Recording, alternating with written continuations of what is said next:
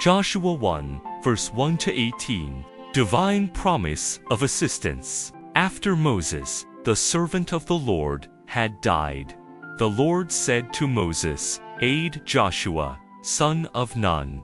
Moses, my servant, is dead. So now, you and the whole people with you, prepare to cross the Jordan to the land that I will give the Israelites. Every place where you set foot, I have given you, as I promised Moses. All the land of the Hittites, from the wilderness and the Lebanon east to the great river Euphrates, and west to the great sea, will be your territory. No one can withstand you as long as you live. As I was with Moses, I will be with you. I will not leave you nor forsake you.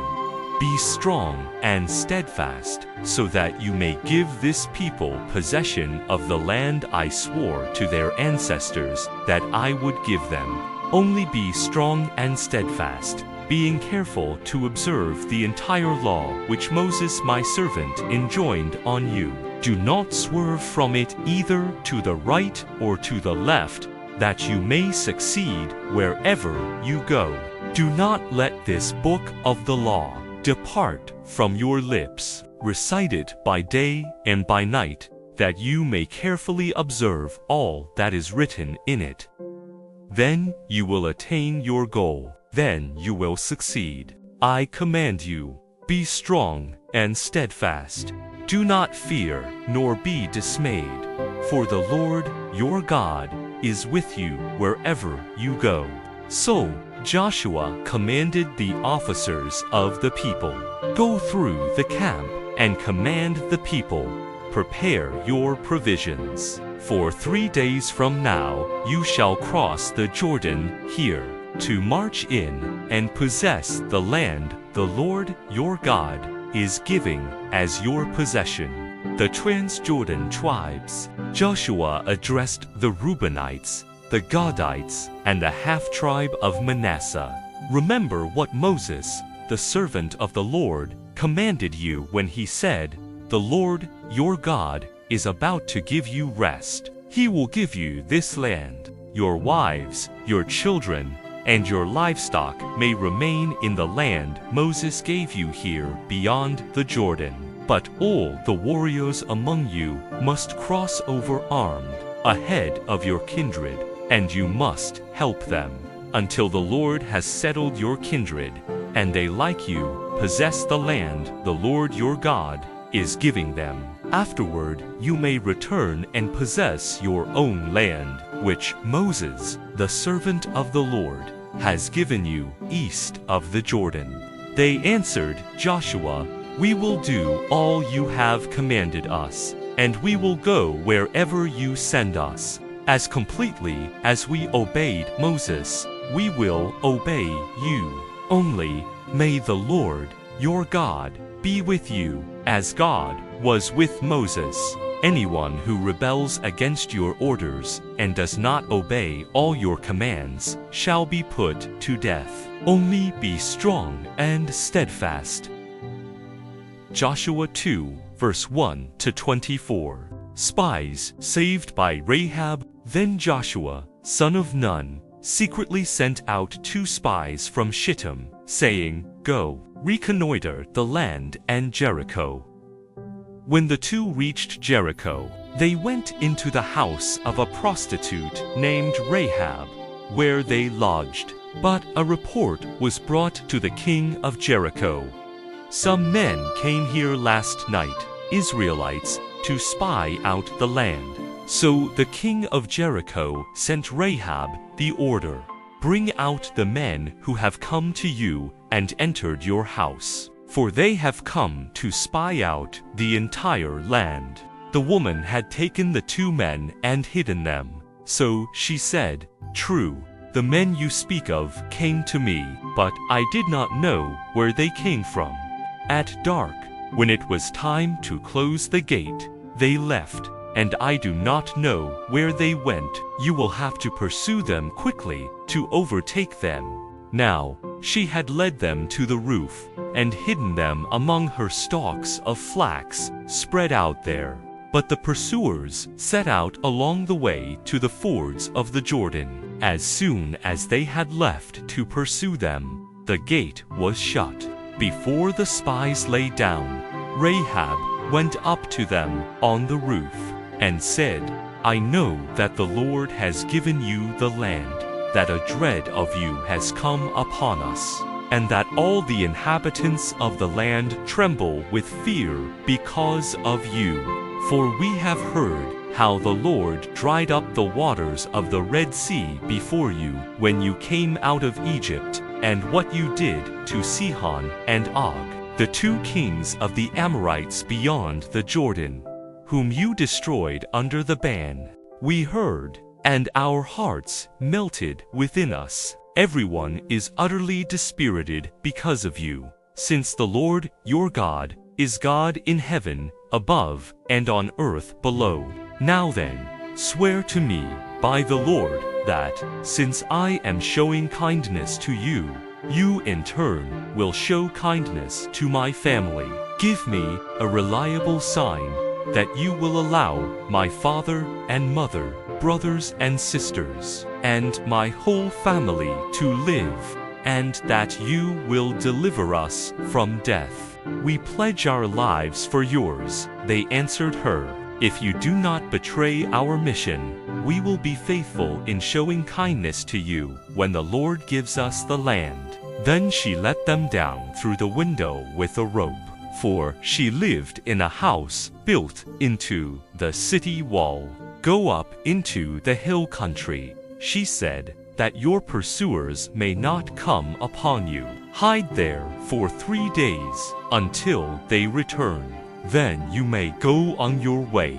They answered her, "We are free of this oath that you made us take, unless, when we come into the land, you tie this scarlet cord in the window through which you are letting us down. Gather your father and mother, your brothers, and all your family into your house. Should any of them pass outside the doors of your house, their blood will be on their own heads, and we will be guiltless. But if anyone in your house is harmed, their blood will be on our heads. If, however, you betray our mission, we will be free of the oath you have made us take. Let it be as you say." She replied, and sent them away. When they were gone, she tied the scarlet cord in the window. They went up into the hill country, where they stayed 3 days until their pursuers, who had sought them all along the road without finding them, returned. Then the 2 came back down from the hills, crossed the Jordan to Joshua, son of Nun, and told him all that had happened to them. They assured Joshua, "The Lord has given all this land into our power. Indeed, all the inhabitants of the land tremble with fear because of us." Joshua 3, verse 1 to 17. Preparations for crossing the Jordan. Early the next morning, Joshua and all the Israelites moved from Shittim and came to the Jordan, where they stayed before crossing over. 3 days later, the officers went through the camp and issued these commands to the people. "When you see the Ark of the Covenant of the Lord, your God, which the Levitical priests will carry, you must break camp and follow it, that you may know the way to take. For you have not gone over this road before. But let there be a space of 2,000 cubits between you and the ark. Do not come nearer to it." Joshua also said to the people, "Sanctify yourselves, for tomorrow the Lord will perform wonders among you." And he told the priests, "Take up the Ark of the Covenant, and cross ahead of the people." So they took up the Ark of the Covenant and went before the people. Then the Lord said to Joshua, "Today I will begin to exalt you in the sight of all Israel, that they may know that, as I was with Moses, so I will be with you. Now, command the priests carrying the Ark of the Covenant, when you come to the edge of the waters of the Jordan, there take your stand." So Joshua said to the Israelites, "Come here and listen to the words of the Lord, your God." He continued, "By this you will know that there is a living God in your midst. He will certainly dispossess before you the Canaanites, Hittites, Hivites, Perizzites, Girgashites, Amorites, and Jebusites. The Ark of the Covenant of the Lord of the whole earth will cross the Jordan before you. Now choose 12 men, one from each of the tribes of Israel. When the soles of the feet of the priests carrying the Ark of the Lord of the whole earth, touch the waters of the Jordan, it will cease to flow. The water flowing down from upstream will halt in a single heap. The crossing begun. The people set out from their tents to cross the Jordan, with the priests carrying the Ark of the Covenant ahead of them.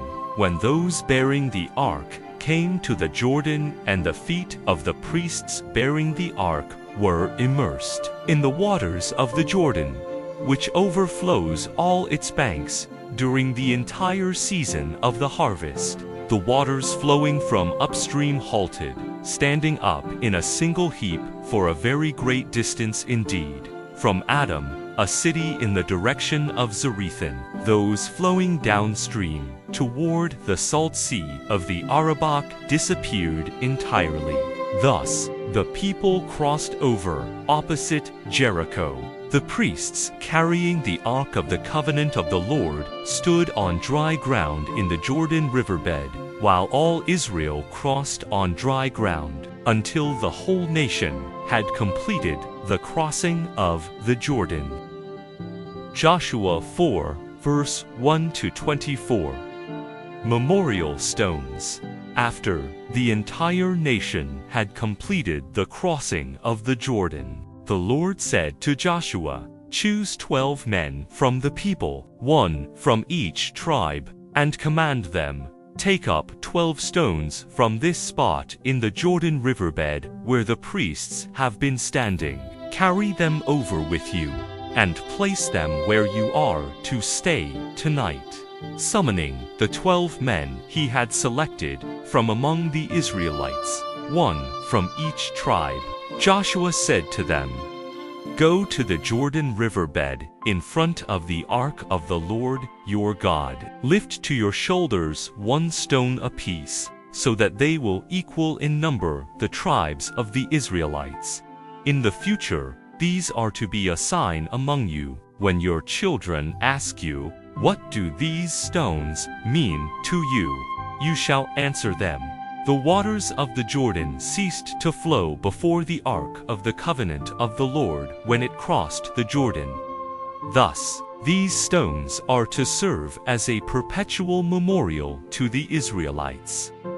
The 12 Israelites did as Joshua had commanded. They took up 12 stones from the Jordan riverbed, as the Lord had said to Joshua, one for each of the tribes of the Israelites. They carried them along to the campsite, and there they placed them. Joshua set up the 12 stones that had been in the Jordan riverbed on the spot where the priests stood who were carrying the Ark of the Covenant. They are there to this day. The priests carrying the Ark stood in the Jordan riverbed until everything had been done that the Lord had commanded Joshua to tell the people, just as Moses had commanded Joshua. The people crossed over quickly. And when all the people had completed the crossing, the Ark of the Lord also crossed, and the priests were now in front of them. The Reubenites, Gadites, and half-tribe of Manasseh, armed, marched in the vanguard of the Israelites, as Moses had ordered. About 40,000 troops, equipped for battle, crossed over before the Lord to the plains of Jericho for war. That day the Lord exalted Joshua in the sight of all Israel, And so during his whole life they feared him as they had feared Moses. Then the Lord said to Joshua, "Command the priests carrying the Ark of the Covenant to come up from the Jordan." Joshua commanded the priests, "Come up from the Jordan." And when the priests carrying the Ark of the Covenant of the Lord had come up from the Jordan riverbed, as the soles of their feet regained the dry ground, the waters of the Jordan resumed their course and as before, overflowed all its banks. The people came up from the Jordan on the 10th day of the first month, and camped in Gilgal on the eastern limits of Jericho. At Gilgal, Joshua set up the 12 stones that had been taken from the Jordan, saying to the Israelites, "In the future, when your children ask their parents, 'What do these stones mean?' you shall inform them, 'Israel crossed the Jordan here on dry ground.' For the Lord, your God, dried up the waters of the Jordan in front of you until you crossed over, just as the Lord your God had done at the Red Sea, drying it up in front of us until we crossed over, in order that all the peoples of the earth may know that the hand of the Lord is mighty, and that you may fear the Lord, your God, forever."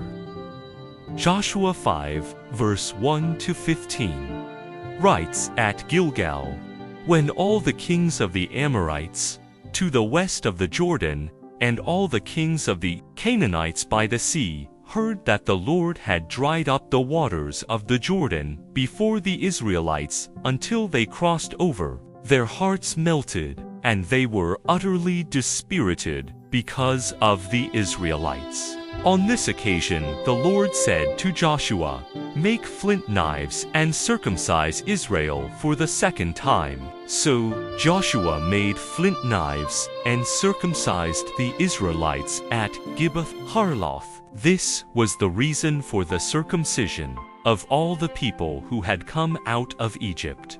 Every male of military age had died in the wilderness during the journey after they came out of Egypt, though all the men who came out were circumcised.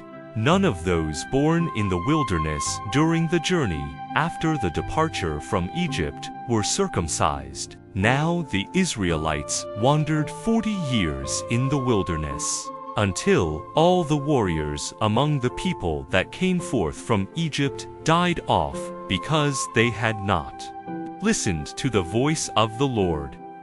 For the Lord swore that he would not let them see the land he had sworn to their ancestors to give us, a land flowing with milk and honey. It was the children God raised up in their stead, whom Joshua circumcised, for these were yet with foreskins, not having been circumcised on the journey. When the circumcision of the entire nation was complete, they remained in camp where they were until they recovered. Then the Lord said to Joshua, "Today I have removed the reproach of Egypt from you." Therefore the place is called Gilgal to the present day. While the Israelites were encamped at Gilgal on the plains of Jericho, they celebrated the Passover on the evening of the 14th day of the month. On the day after the Passover, they ate of the produce of the land in the form of unleavened cakes and parched grain. On that same day, after they ate of the produce of the land, the manna ceased. No longer was there manna for the Israelites, who that year ate of the yield of the land of Canaan. Siege at Jericho.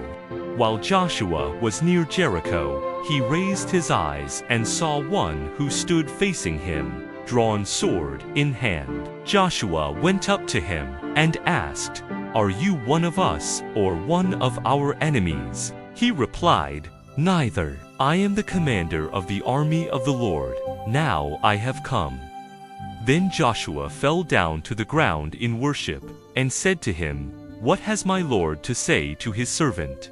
The commander of the army of the Lord replied to Joshua, "Remove your sandals from your feet, for the place on which you are standing is holy." and Joshua did so.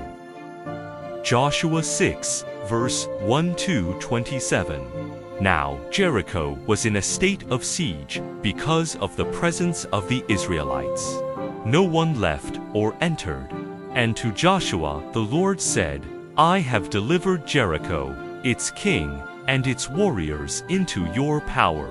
Have all the soldiers circle the city, marching once around it. Do this for 6 days, with 7 priests carrying ram's horns ahead of the ark. On the 7th day, march around the city 7 times, and have the priests blow the horns. When they give a long blast on the ram's horns, and you hear the sound of the horn, all the people shall shout aloud. The wall of the city will collapse, and the people shall attack straight ahead.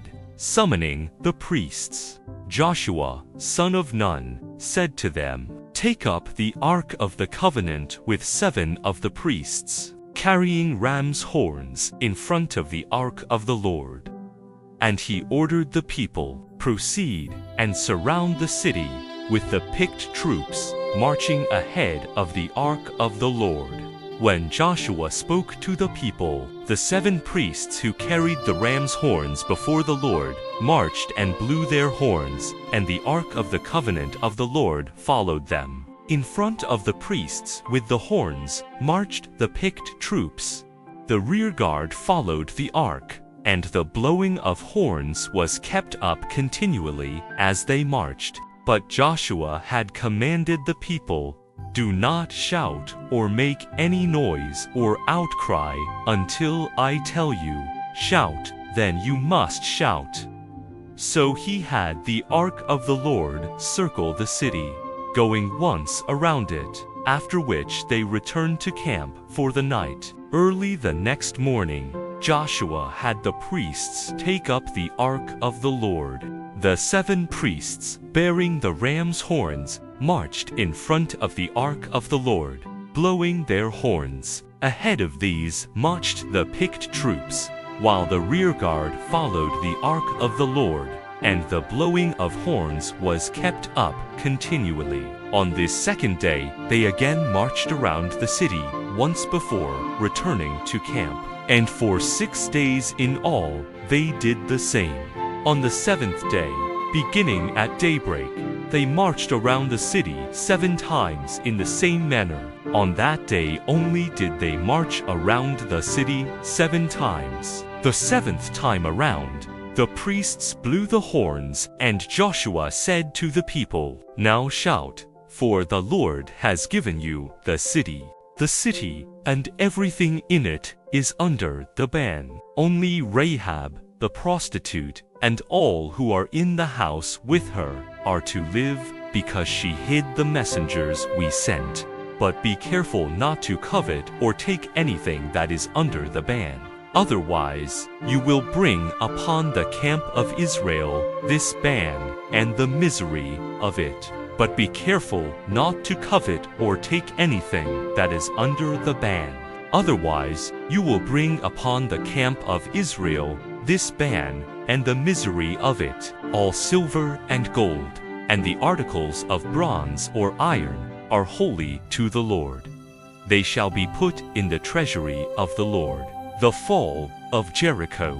As the horns blew, the people began to shout. When they heard the sound of the horn, they raised a tremendous shout. The wall collapsed, and the people attacked the city straight ahead and took it. They observed the ban by putting to the sword all living creatures in the city, men and women, young and old, as well as oxen, sheep, and donkeys. To the 2 men who had spied out the land, Joshua said, Go into the prostitute's house, and bring out the woman with all her family, as you swore to her you would do.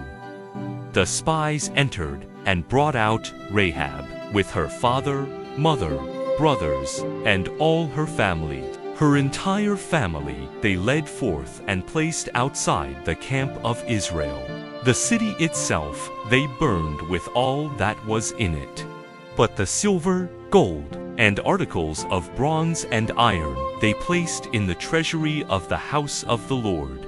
Because Rahab, the prostitute, had hidden the messengers whom Joshua had sent to reconnoiter Jericho, Joshua let her live, along with her father's house and all her family, who dwell in the midst of Israel to this day. On that occasion, Joshua imposed the oath, "Cursed before the Lord be the man who attempts to rebuild this city, Jericho. At the cost of his firstborn will he lay its foundation, and at the cost of his youngest son will he set up its gates." Thus the Lord was with Joshua, so that his fame spread throughout the land. Joshua 7, verse 1 to 26. Defeat at Ai. But the Israelites acted treacherously with regard to the ban. Achan, son of Carmi, son of Zabdi, son of Zerah, of the tribe of Judah, took goods that were under the ban, and the anger of the Lord flared up against the Israelites. Joshua next sent men from Jericho to Ai, which is near Bethaven, and east of Bethel, with the order, "Go up and reconnoiter the land." When they had explored Ai, they returned to Joshua and advised, "Do not send all the people up. If only about 2,000 or 3,000 go up, they can attack and overcome Ai.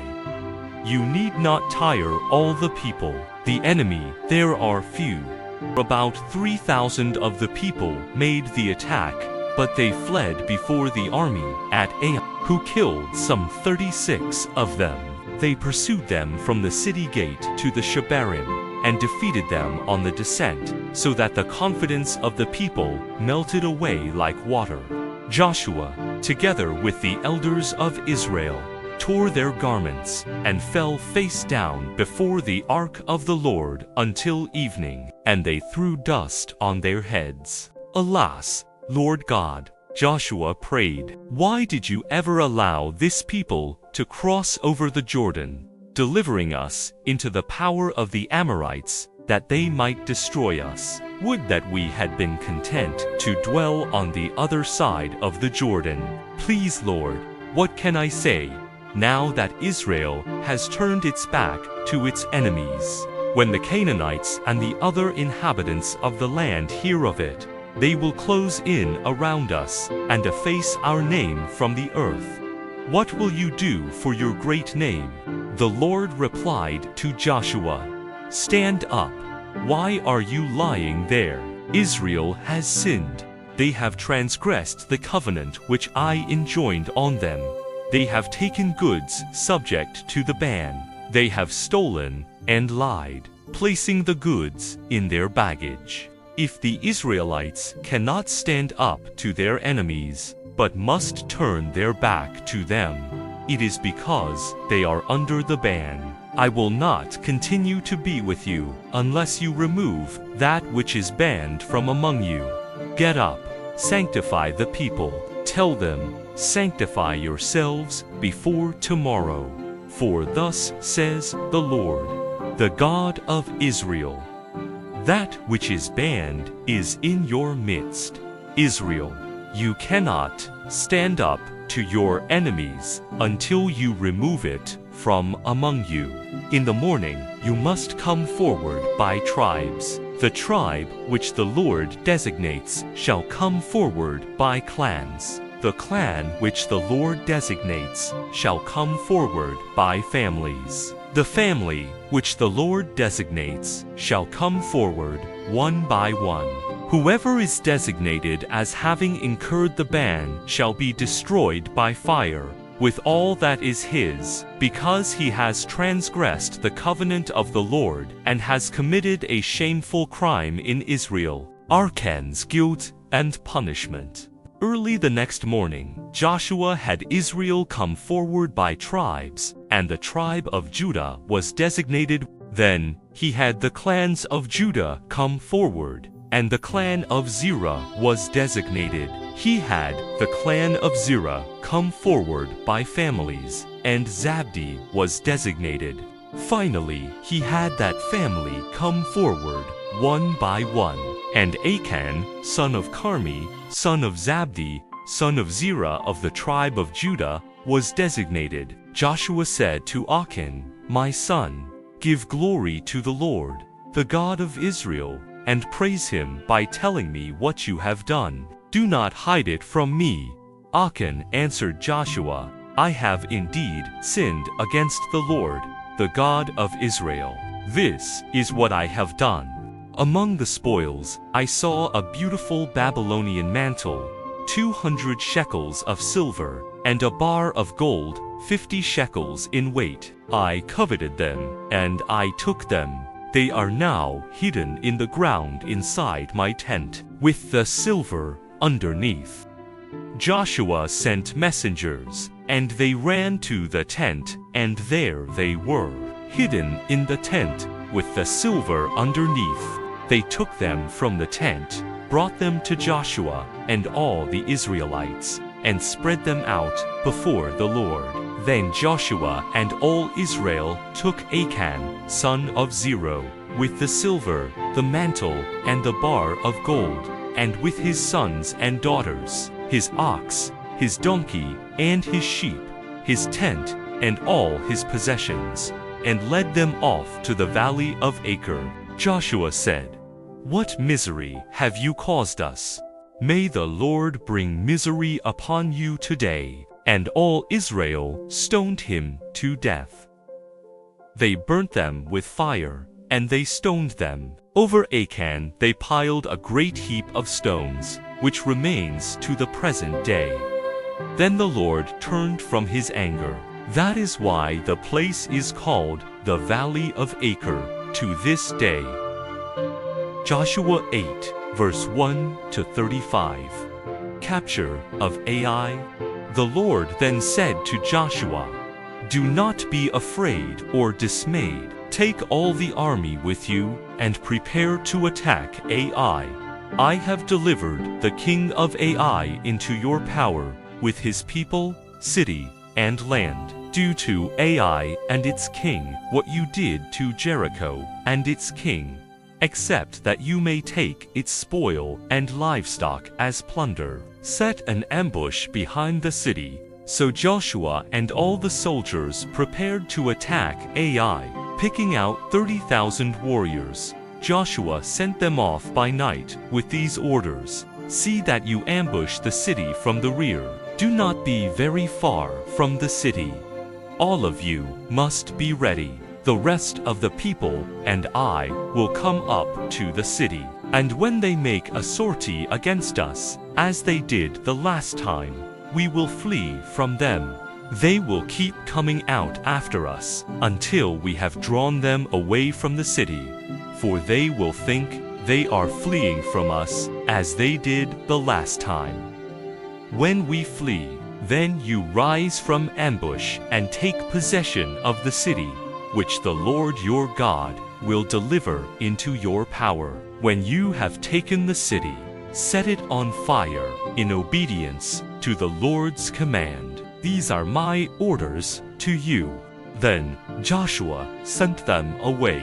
They went to the place of ambush, taking up their position to the west of Ai toward Bethel. Joshua, however, spent that night with the army. Early the next morning, Joshua mustered the army and went up to Ai at its head, with the elders of Israel. When all the troops he led were drawn up in position before the city, they pitched camp north of Ai, on the other side of the ravine. He took about 5,000 warriors, and set them in ambush between Bethel and Ai, west of the city. Thus the people took up their stations, with the main body north of the city, and the ambush west of it. And Joshua waited overnight in the valley. The king of Ai saw this, and he and all his army came out very early in the morning, to engage Israel in battle at the place in front of the Arabah, not knowing that there was an ambush behind the city. Joshua and the main body of the Israelites fled toward the wilderness, pretending defeat, until the last of the soldiers in the city had been called out to pursue them, since they were drawn away from the city, with everyone pursuing Joshua. Not a soldier remained in Ai or Bethel. They abandoned the city, leaving it open as they pursued Israel. Then the Lord directed Joshua, "Stretch out the javelin in your hand toward Ai, for I will deliver it into your power." Joshua stretched out the javelin in his hand toward the city, and as soon as he did so, the men in ambush rose from their post, rushed in, captured the city, and immediately set it on fire. By the time the army of Ai looked back, the smoke from the city was going up to the heavens. Escape in any direction was impossible, because the Israelites retreating toward the wilderness now turned on their pursuers. For when Joshua and the main body of Israelites saw that the city had been taken by ambush and was going up in smoke, they struck back at the forces of Ai, since those in the city came out to intercept them. Ai's army was hemmed in by Israelites on both sides, who cut them down without any fugitives or survivors except the king, whom they took alive and brought to Joshua. When Israel finished killing all the inhabitants of Ai in the open, who had pursued them into the wilderness, and all of them to the last man fell by the sword, then all Israel returned and put to the sword those inside the city. There fell that day a total of 12,000 men and women, the entire population of Ai. Joshua kept the javelin in his hand, stretched out until he had carried out the ban on all the inhabitants of Ai. However, the Israelites took for themselves as plunder the livestock and the spoil of that city, according to the command of the Lord issued to Joshua. Then Joshua destroyed Ai by fire, reducing it to an everlasting mound of ruins, as it remains today. He had the king of Ai hanged on a tree until evening. Then at sunset, Joshua ordered the body removed from the tree and cast at the entrance of the city gate, where a great heap of stones was piled up over it, which remains to the present day.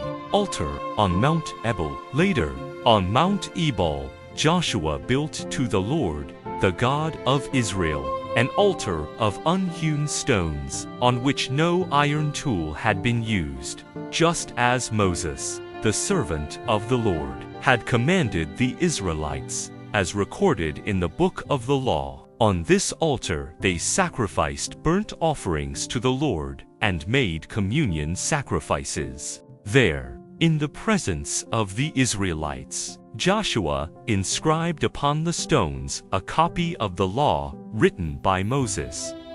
And all Israel, resident, alien, and native alike, with their elders, officers, and judges, stood on either side of the ark, facing the Levitical priests, who were carrying the ark of the covenant of the Lord. Half of them were facing Mount Gerizim, and half Mount Ebal, just as Moses, the servant of the Lord, had first commanded for the blessing of the people of Israel. Then were read aloud all the words of the law, the blessings and the curses, exactly as written in the book of the law. Every single word that Moses had commanded, Joshua read aloud to the entire assembly, including the women and children, and the resident aliens among them. Joshua 9, verse 1 to 27. Confederacy against Israel. When the news reached all the kings west of the Jordan, in the mountain regions, and in the Shephelah, and all along the coast of the Great Sea, as far as the Lebanon, Hittites, Amorites, Canaanites, Perizzites, Hivites, and Jebusites, they gathered together to launch a common attack against Joshua and Israel. The Gibeonite deception. On hearing what Joshua had done to Jericho and Ai, the inhabitants of Gibeon formed their own scheme.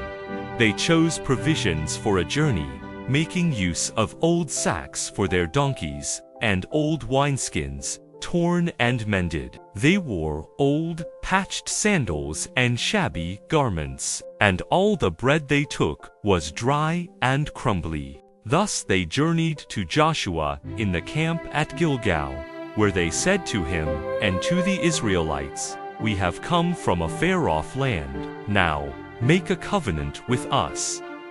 But the Israelites replied to the Hivites, "You may be living in land that is ours. How then can we make a covenant with you?" But they answered Joshua, "We are your servants." Then Joshua asked them, "Who are you? Where do you come from?" They answered him, "Your servants have come from a far-off land, because of the fame of the Lord your God. For we have heard reports of all that he did in Egypt, and all that he did to the two kings of the Amorites beyond the Jordan, Sihon, king of Heshbon, and Og, king of Bashan, who lived in Ashtaroth. So our elders and all the inhabitants of our land said to us, 'Take along provisions for the journey, and go to meet them. Say to them, We are your servants. Now make a covenant with us.' This bread of ours was still warm when we brought it from home as provisions the day we left to come to you, but now it is dry and crumbly. Here are our wineskins, which were new when we filled them, but now they are torn. Look at our garments and sandals. They are worn out from the very long journey." Then the Israelite leaders partook of their provisions, without inquiring of the Lord. So Joshua made peace with them, and made a covenant to let them live, which the leaders of the community sealed with an oath. Gibeonites made vassals. 3 days after the covenant was made, the Israelites heard that these people were from nearby and would be living in Israel. The 3rd day on the road, the Israelites came to their cities of Gibeon, Shephirah, Beeroth, and Kiriath-Jearim, but did not attack them, because the leaders of the community had sworn to them by the Lord, the God of Israel, when the entire community grumbled against the leaders. These all remonstrated with the community. "We have sworn to them by the Lord, the God of Israel, and so we cannot harm them. Let us therefore let them live, and so deal with them, that no wrath fall upon us because of the oath we have sworn to them." Thus the leaders said to them, "Let them live, and become hewers of wood and drawers of water for the entire community." So the community did as the leaders advised them. Joshua summoned the Gibeonites and said to them, "Why did you deceive us and say, 'We live far off from you'? You live among us. Now are you accursed. Every one of you shall always be a slave, hewers of wood and drawers of water, for the house of my God." They answered Joshua, "Your servants were fully informed of how the Lord your God commanded Moses his servant that you be given the entire land, and that all its inhabitants be destroyed before you. Since, therefore, at your advance we were in great fear for our lives, we acted as we did, and now that we are in your power, do with us what is good and right in your eyes." Joshua did what he had decided, while he saved them from being killed by the Israelites. On that day he made them, as they still are, hewers of wood and drawers of water for the community and for the altar of the Lord, in the place the Lord would choose. Joshua 10, verse 1 to 43. The siege of Gibeon. Now when Adonizedek, king of Jerusalem, heard that Joshua had captured Ai and put it under the ban, and had done to that city and its king as he had done to Jericho and its king, and that the inhabitants of Gibeon had made their peace with Israel, remaining among them, there was great fear abroad, because Gibeon was a great city, like one of the royal cities, greater even than Ai, and all its men were warriors. So Adonizedek, king of Jerusalem, sent to Hoham, king of Hebron, Piram, king of Jarmuth, Japhia, king of Lachish, and Dobir, king of Eglon, with this message: Come and help me attack Gibeon, for it has made peace with Joshua and the Israelites. The 5 Amorite kings of Jerusalem, Hebron, Jarmuth, Lachish, and Eglon gathered with all their forces and marched against Gibeon to make war on it. Thereupon the Gibeonites sent an appeal to Joshua in his camp at Gilgal: Do not abandon your servants. Come up here quickly and save us. Help us, because all the Amorite kings of the mountain country have joined together against us. Joshua's victory. So Joshua marched up from Gilgal with all his army and all his warriors. The Lord said to Joshua, Do not fear them, for I have delivered them into your power. Not one of them will be able to withstand you. After an all-night march from Gilgal, Joshua made a surprise attack upon them, and the Lord threw them into disorder before Israel. The Israelites inflicted a great slaughter on them at Gibeon, and pursued them down the Beth-horon slope, attacking them as far as Azekah and Makkedah, while they fled before Israel along the descent of Beth-horon. The Lord hurled great stones from the heavens above them all, the way to Azekah, killing many. More died from these hailstones than the Israelites killed with the sword. It was then, when the Lord delivered up the Amorites to the Israelites, that Joshua prayed to the Lord, and said in the presence of Israel, Sun, stand still at Gibeon, moon, in the valley of Aijalon. The sun stood still, the moon stayed, while the nation took vengeance on its foes. This is recorded in the book of Jashar. The sun halted halfway across the heavens. Not for an entire day did it press on. Never before or since was there a day like this, when the Lord obeyed the voice of a man. For the Lord fought for Israel. Then Joshua and all Israel returned to the camp at Gilgal. Execution of Amorite kings. The 5 kings who had fled hid in the cave at Makkedah. When Joshua was told, The 5 kings have been found hiding in the cave at Makkedah, he said, Roll large stones to the mouth of the cave and post guards over it, but do not remain there yourselves. Pursue your enemies and harry them in the rear. Do not allow them to reach their cities, for the Lord your God has delivered them into your power. Once Joshua and the Israelites had finally inflicted the last blows in this very great slaughter, and the survivors had escaped from them into the fortified cities, all the army returned to Joshua and the camp at Makkedah in victory. No one uttered a sound against the Israelites. Then Joshua said, Open the mouth of the cave and bring me those 5 kings from the cave. They did so. They brought out to him from the cave the 5 kings of Jerusalem, Hebron, Jarmuth, Lachish, and Eglon. When they brought the 5 kings out to Joshua, he summoned all the army of Israel and said to the commanders of the soldiers who had marched with him, Come forward and put your feet on the necks of these kings. they came forward and put their feet upon their necks.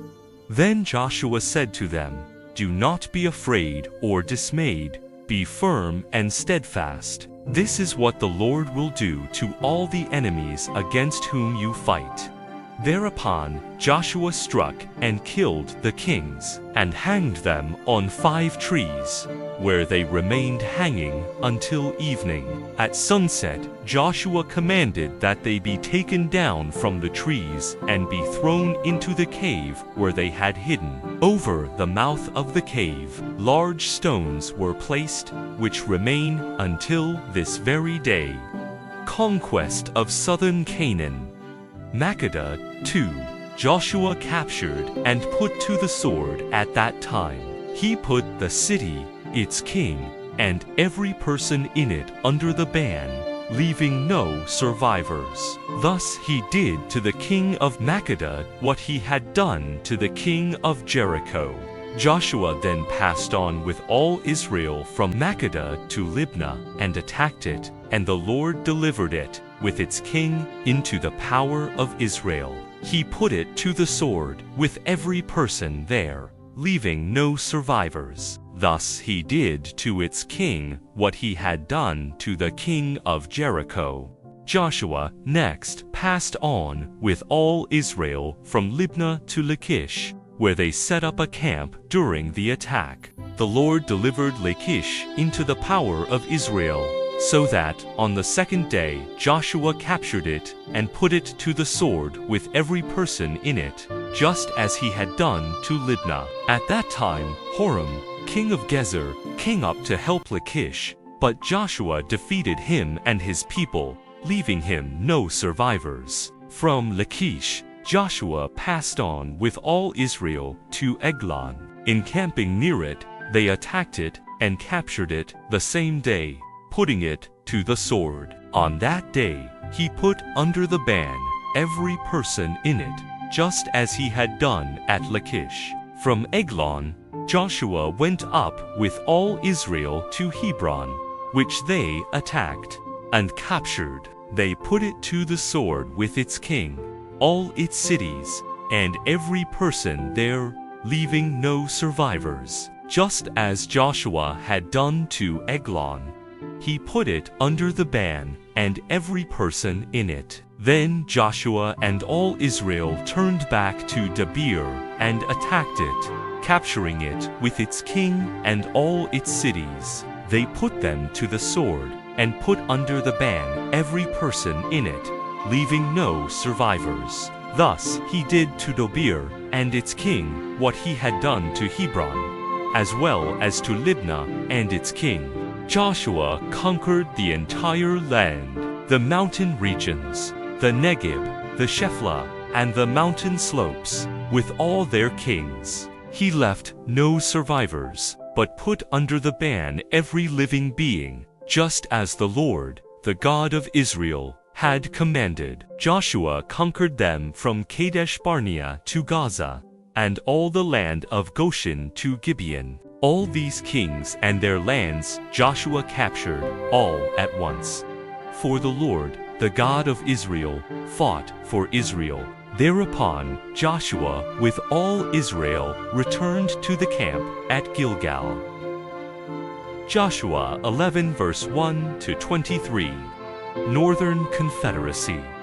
When Jabin, king of Hazor, learned of this, he sent a message to Jabab, king of Madon, to the king of Shimron, to the king of Akshaph, and to the northern kings, in the mountain regions, and in the Arabah, near Chinneroth, in the Shephelah, and in Naphthdor, to the west. These were Canaanites to the east and west, Amorites, Hittites, Perizzites, and Jebusites in the mountain regions, and Hivites at the foot of Hermon in the land of Mizpah.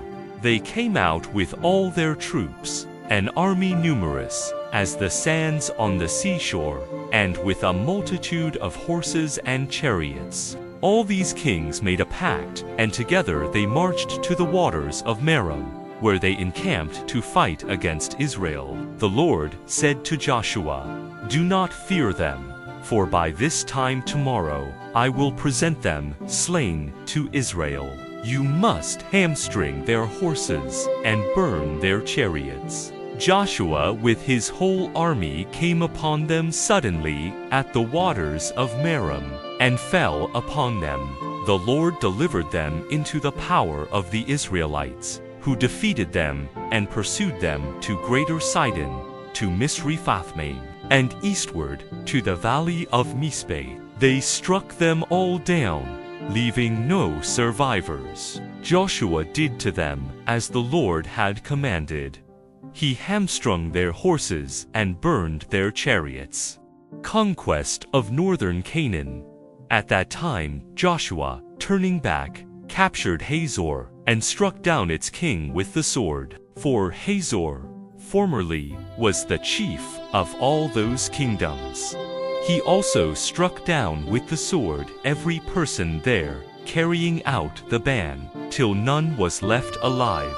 Hazor itself he burned, all the cities of those kings, and the kings themselves Joshua captured and put to the sword, carrying out the ban on them, as Moses, the servant of the Lord, had commanded. However, Israel did not destroy by fire any of the cities built on their mounds, except Hazor, which Joshua burned. All the spoil and livestock of these cities the Israelites took as plunder, but the people they put to the sword until they had destroyed the last of them, leaving none alive.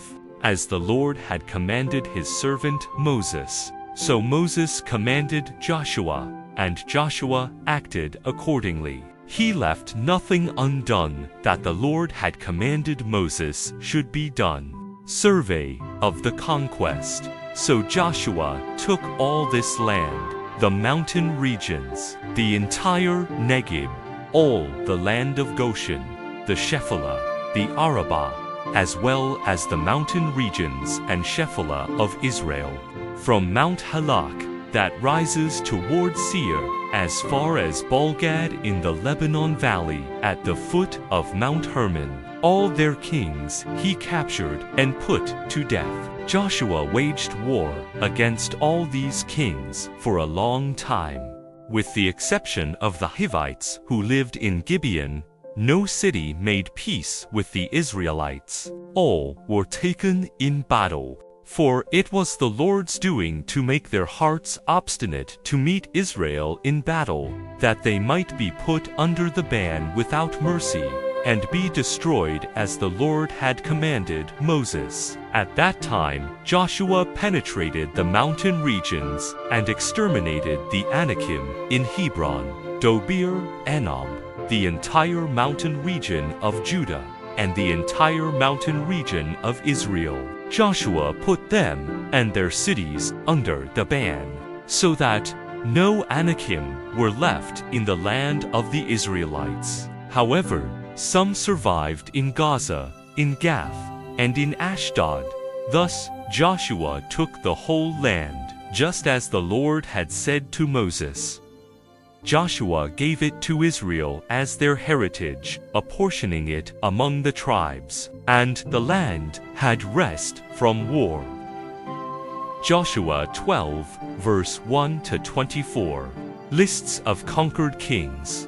These are the kings of the land whom the Israelites conquered, and whose lands they occupied, east of the Jordan, from the river Arnon to Mount Hermon, including all the eastern section of the Arabah. First, Sihon, king of the Amorites, who lived in Heshbon.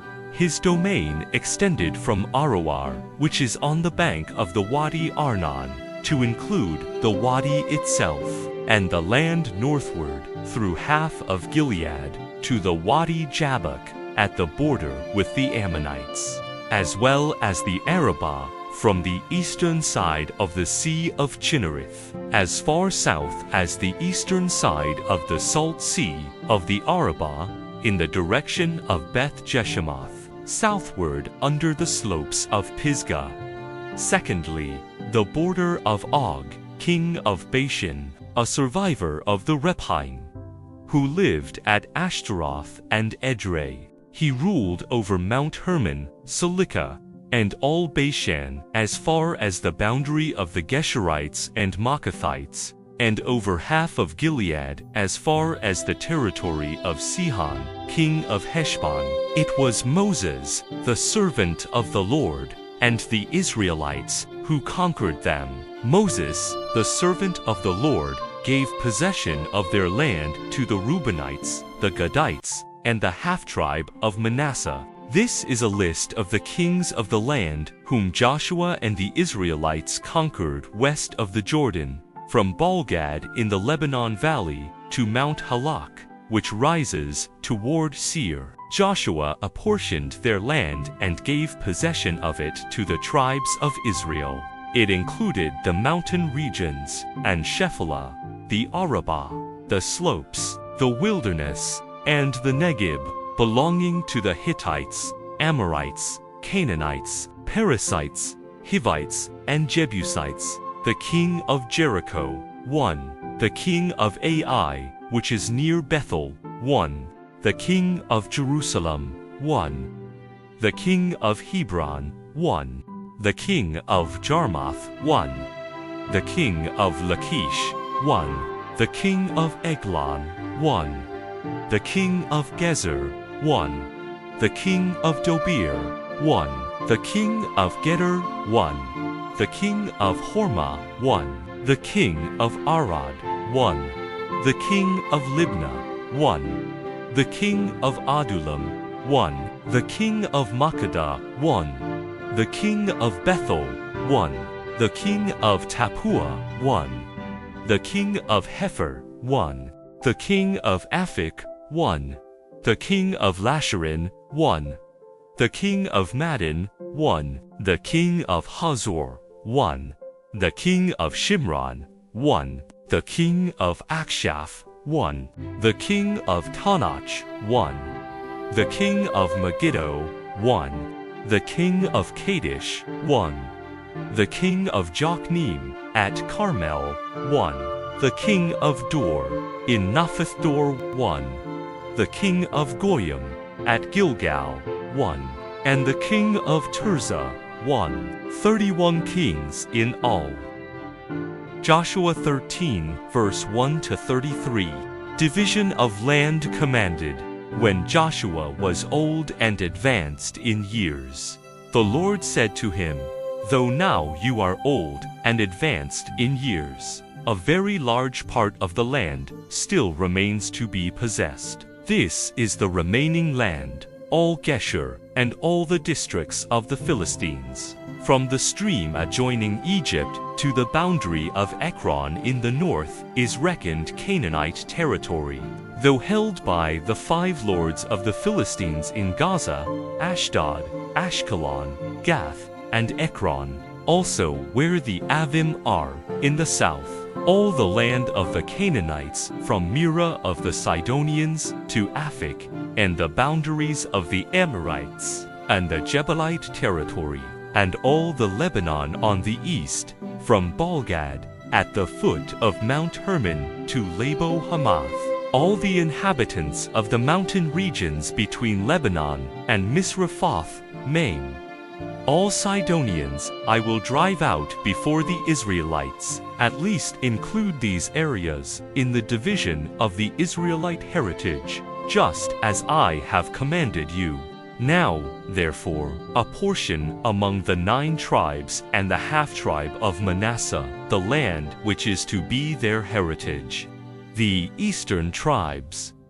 Now the other half of the tribe of Manasseh, as well as the Reubenites and Gadites, had taken as their heritage what Moses, the servant of the Lord, had given them east of the Jordan, from Aroer on the bank of the Wadi Arnon, and the city in the Wadi itself, through the tableland of Medeba and Dibon, with the rest of the cities of Sihon, king of the Amorites, who reigned in Heshbon, to the boundary of the Ammonites. Also Gilead, and the territory of the Geshurites and Maacathites, all Mount Hermon, and all Bashan, as far as Salika, The entire kingdom in Bashan of Og, who was king at Ashtaroth and Edrei, he was a holdover from the remnant of the Rephaim.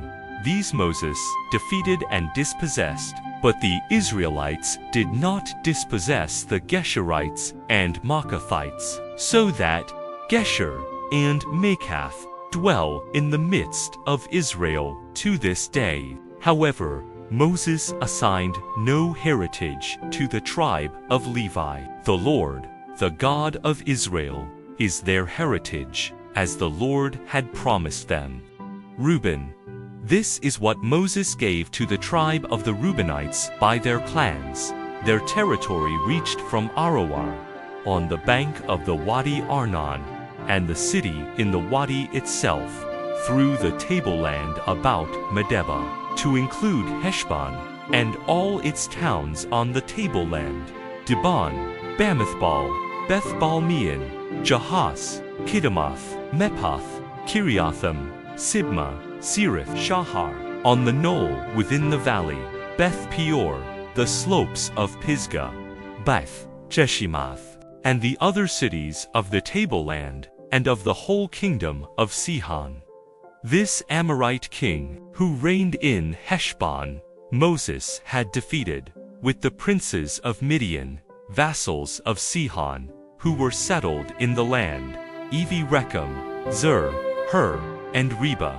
Balaam, son of Beor, the diviner, the Israelites killed with the sword, together with those they struck down. The boundary of the Reubenites was the Jordan. These cities and their villages were the heritage of the Reubenites by their clans. Gad. This is what Moses gave to the tribe of the Gadites by their clans.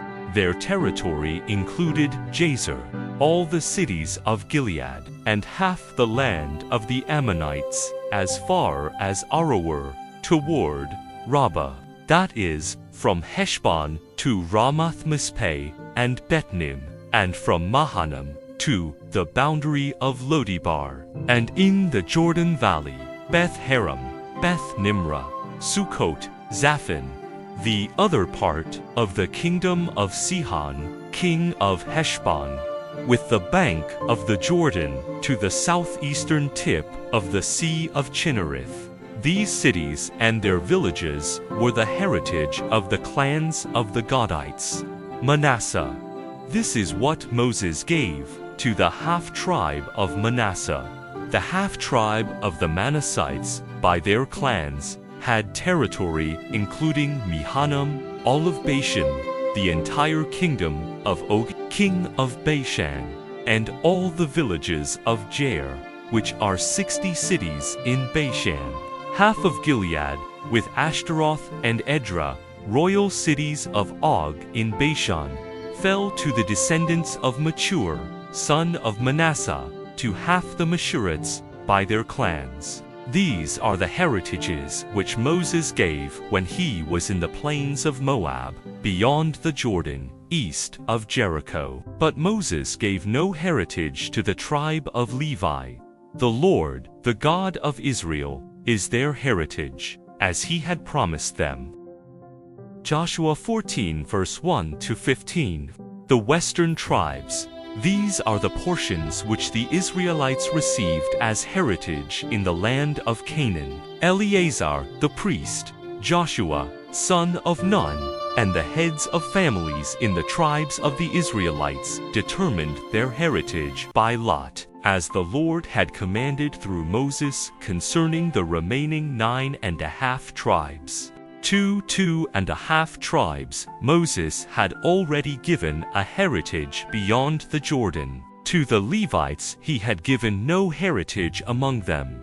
The descendants of Joseph formed 2 tribes, Manasseh and Ephraim, but the Levites were given no share of the land except cities to live in, with their pasture lands for the herds and flocks. As the Lord had commanded Moses, so the Israelites did. They apportioned the land. Caleb's portion. When the Judahites approached Joshua in Gilgal, the Kenizzite, Caleb, son of Jephunneh, said to him, "You know the word the Lord spoke to Moses. the man of God, concerning you and concerning me in Kadesh Barnea. I was 40 years old when Moses, the servant of the Lord, sent me from Kadesh Barnea to reconnoiter the land, and I brought back to him a frank report. My fellow scouts who went up with me made the people's confidence melt away, but I was completely loyal to the Lord my God. On that occasion Moses swore this oath: the land where you have set foot shall become your heritage, and that of your descendants forever, because you have been completely loyal to the Lord my God. Now, as he promised, the Lord has preserved me these 45 years since the Lord spoke thus to Moses while Israel journeyed in the wilderness. And now I am 85 years old, but I am still as strong today as I was the day Moses sent me forth, with no less vigor, whether it be for war or for any other tasks. Now give me this mountain region which the Lord promised me that day. As you yourself heard, true, the Anakim are there, with large fortified cities. But if the Lord is with me, I shall be able to dispossess them, as the Lord promised. Joshua blessed Caleb, son of Jephunneh, and gave him Hebron as his heritage. Therefore, Hebron remains the heritage of the Kenizzite Caleb, son of Jephunneh, to the present day, because he was completely loyal to the Lord, the God of Israel. Hebron was formerly called Kiriath Arba, for Arba, the greatest among the Anakim, and the land had rest from war. Joshua 15 verse 1 to 63. Boundaries of Judah. The lot for the tribe of Judah by their clans fell toward the boundary of Edom, the wilderness of Zin, in the Negeb, in the extreme south. Their southern boundary ran from the end of the Salt Sea, from the tongue of land that faces the Negev, and went southward below the pass of Akrabim, across through Zin, up to a point south of Kadesh Barnea, across to Hezron, and up to Adar. From there, looping around Karka, it crossed to Asman, and then joined the Wadi of Egypt before coming out at the sea. This is your southern boundary. The eastern boundary was the Salt Sea, as far as the mouth of the Jordan. The northern boundary climbed northward from the tongue of the sea, toward the mouth of the Jordan, up to Beth Hoglah, and ran north of Beth Arabah, up to Eben Bohan ben Ruban. Thence the boundary climbed to Dobir, north of the valley of Acre, in the direction of the Gilgal, that faces the pass of Adumim, on the south side of the Wadi. From there, it crossed to the waters of En-Shemesh, and emerged at En-Rogel, climbing again to the valley of Ben-Hinnom, on the southern flank of the Jebusites, that is, Jerusalem. The boundary rose to the top of the mountain at the northern end of the valley of Rephaim, which bounds the valley of Hinnom on the west. From the top of the mountain it ran to the fountain of waters of Nephtoah, extended to the cities of Mount Ephron, and continued to Bala or Kiriath Jearim.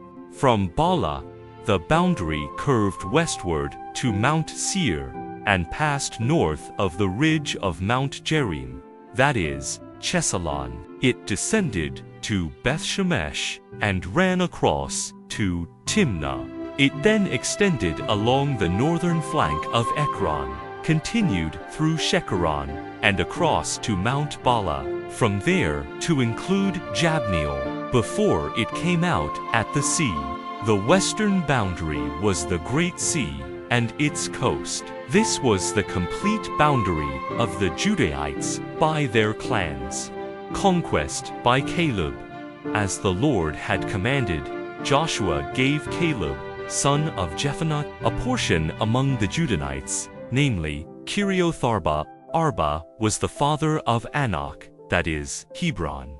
And Caleb dispossessed from there the three Anakim, the descendants of Anak, Shishai, Ahiman, and Talmai. From there he marched up against the inhabitants of Dobir, which was formerly called Kiriath Sefer.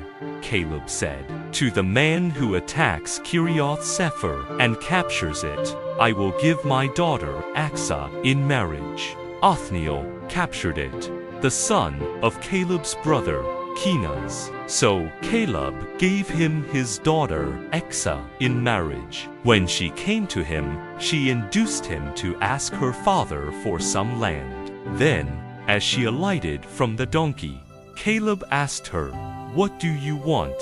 She answered, "Give me a present. Since you have assigned to me land in the Negeb, give me also pools of water." So he gave her the upper and the lower pools. Cities of Judah. This is the heritage of the tribe of Judahites by their clans. The cities of the tribe of the Judahites in the extreme southern district toward Edom were Kabzeel, Eder, Jagur, Kaina, Dimana, Adada, Kedesh, Hazor, and Ithnan, Ziph, Telem, Beloth, Hazor Hadattah, and Kerioth Hezron, that is, Hazor, Amam, Shema, Molada, Hazargada, Hashman, Bes Pelet, Hazar Shul, Beersheba, and Biziathia, Bala, Im Ezing, El Dolad, Chesel, Horma, Ziklag, Modmana, Sunsana, Libath, Shilhim, and Ain and Riman. A total of 29 cities with their villages. In the Shephelah, Eshtal, Zorah, Ashna, Zanoah, Anganim, Tapua, Anam, Jarmuth, Adullam, Sako, Azekah, Sharameh, Aditame, Gedera, and Gederotaim. 14 cities and their villages. Zanan, Hadashah, Migdal Gad, Dilan, Mizpah, Joktheel, Lachish, Boz, Keben, Eglon, Kaban, Lahmas, Chitlish, Gederoth, Bethdagon, Nama, and Makadar. 16 cities and their villages. Libnah, Ether, Ashan, Iptah, Ashna, Nazi, Kila, Oxib, and Maresha. 9 cities and their villages. Ekron, and its towns and villages. From Ekron to the sea, all the towns that lie alongside Ashdod and their villages. Ashdod and its towns and villages. Gaza and its towns and villages, as far as the Wadi of Egypt and the coast of the Great Sea. In the mountain regions, Shamir, Jatir, Sochah, Dana, Kiriathsana, that is, Dobir, Anab, Eshtemo, Anim, Goshen, Holon, and Gilo, 11 cities and their villages. Arab, Duma, Eshin, Janim, Bestapua, Apheka, Humta, Kiriath Arba, that is, Hebron, and Zeol, 9 cities and their villages.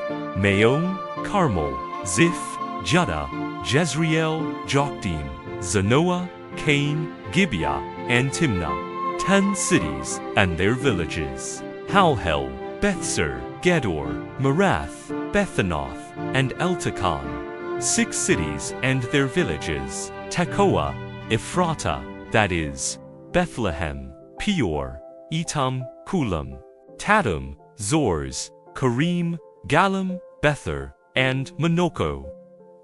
11 cities and their villages. Kiriothbal, that is, Kirioth-Jearim, and Rabbah, 2 cities and their villages. In the wilderness Beth Arabah, Median, Sechata, Nibshan, Irahamela, and Engedi, 6 cities and their villages. But the Jebusites who lived in Jerusalem, the Judahites, could not dispossess. So the Jebusites dwell in Jerusalem beside the Judahites to the present day. Joshua 16, verse 1 to 10. The Joseph tribes. The lot that fell to the Josephites extended from the Jordan at Jericho to the waters of Jericho east of the wilderness. Then the boundary went up from Jericho to the heights at Bethel. Leaving Bethel for Luz, it crossed the ridge to the border of the Archites at Adaroth, and descended westward to the border of the Japhletites, to that of the lower Beth-horon, and to Gezer, and from there to the sea. Ephraim, within the heritage of Manasseh and Ephraim, sons of Joseph. The dividing line for the heritage of the Ephraimites by their clans ran from east of Atarothadar to upper Beth-horon, and thence to the sea. From Mikmethoth on the north, their boundary curved eastward around Tanath-Shiloh, and continued east of it to Genoa. From there, it descended to Ataroth and Nara, and reaching Jericho, it ended at the Jordan. From Tappuah, the boundary ran westward to the Wadi Kana, and ended at the sea. This was the heritage of the Ephraimites by their clans, including the villages that belonged to each city set aside for the Ephraimites within the heritage of the Manassites. But they did not dispossess the Canaanites living in Gezer. They live within Ephraim to the present day, though they have been put to forced labor. Joshua 17 verse 1 to 18. Manasseh. Now, as for the lot that fell to the tribe of Manasseh, as the firstborn of Joseph, since Manasseh's eldest son, Mature, the father of Gilead, was a warrior who had already obtained Gilead and Bashan, the allotment was now made to the rest of the Manassites by their clans. The descendants of Abiezer, Helek, Azriel, Shechem, Hepher, and Shemida. These are the other male children of Manasseh, son of Joseph, by their clans. Furthermore, Zelophehad, son of Hepher, son of Gilead, son of Mature, son of Manasseh, had no sons, but only daughters, whose names were Mahlah, Noah, Hoglah, Milcah, and Tirzah. These presented themselves to Eleazar, the priest, to Joshua, son of Nun, and to the leaders, saying, "The Lord commanded Moses to give us a heritage among our relatives." So, in accordance with the command of the Lord, a heritage was given them among their father's relatives. Thus 10 shares fell to Manasseh, apart from the land of Gilead and Bashan beyond the Jordan, since these female descendants of Manasseh received each a portion among his sons. The land of Gilead fell to the rest of the Manassites. Manasseh bordered on Asher.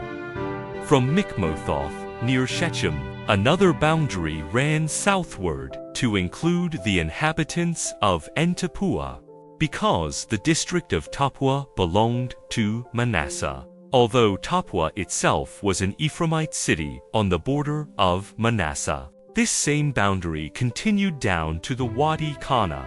The cities that belonged to Ephraim from among the cities in Manasseh were those to the south of that wadi. Thus, the territory of Manasseh ran north of the wadi and ended at the sea. The land on the south belonged to Ephraim, and that on the north to Manasseh. With the sea as their common boundary, they reached Asher on the north and Issachar on the east. Moreover, in Issachar and in Asher, Manasseh was awarded Bethshean and its towns, Eblim and its towns, the inhabitants of Dor and its towns, the inhabitants of Endor and its towns, the inhabitants of Tanach and its towns, the inhabitants of Megiddo and its towns. The third is Naphthdor. Since the Manassites were not able to dispossess these cities, the Canaanites continued to inhabit this region. When the Israelites grew stronger, they put the Canaanites to forced labor, but they did not dispossess them. Protests of Joseph tribes. The descendants of Joseph said to Joshua, Why have you given us only one lot and one share as our heritage? Our people are too many, because of the extent to which the Lord has blessed us. Joshua answered them, If you are too many, go up to the forest and clear out a place for yourselves there in the land of the Perizzites and Rephaim, since the mountain regions of Ephraim are so narrow. For the Josephites said, Our mountain regions are not enough for us. On the other hand, the Canaanites living in the valley region all have iron chariots, in particular those in Bethsean and its towns, and those in the valley of Jezreel. Joshua therefore said to Ephraim and Manasseh, the house of Joseph, You are a numerous people and very strong. You shall not have merely one share. For the mountain region which is now forest shall be yours when you clear it. Its adjacent land shall also be yours, if, despite their strength and iron chariots, you dispossess the Canaanites. Joshua 18, verse 1 to 28. The whole community of the Israelites assembled at Shiloh, where they set up the tent of meeting, and the land was subdued before them. The 7 remaining portions. There remained 7 tribes among the Israelites that had not yet received their heritage. Joshua therefore said to the Israelites, How much longer will you put off taking steps to possess the land which the Lord, the God of your ancestors, has given you? Choose 3 representatives from each of your tribes. I will send them to go throughout the land and describe it for purposes of acquiring their heritage. When they return to me, you shall divide it into 7 parts. Judah is to retain its territory in the south, and the house of Joseph its territory in the north. You shall bring to me here the description of the land in 7 sections. I will then cast lots for you here before the Lord our God. For the Levites have no share among you, because the priesthood of the Lord is their heritage, while Gad, Reuben, and the half-tribe of Manasseh have already received the heritage east of the Jordan, which Moses, the servant of the Lord, gave them. When those who were to describe the land were ready for their journey, Joshua commanded them, Go throughout the land and describe it. Return to me, and I will cast lots for you here before the Lord in Shiloh. So they went through the land, described its cities in writing in 7 sections, and returned to Joshua in the camp at Shiloh. Joshua then cast lots for them before the Lord in Shiloh, and divided up the land for the Israelites into their separate shares. Benjamin, 1 lot fell to the tribe of Benjaminites by their clans. The territory allotted them lay between the descendants of Judah and those of Joseph. Their northern boundary began at the Jordan and went over the northern flank of Jericho, up westward into the mountains, until it reached the wilderness of Beth Aven. From there, it crossed over to the southern flank of Luz, that is, Bethel. Then it ran down to Ataroth Adar, on the mountaintop south of Lower Beth Horon.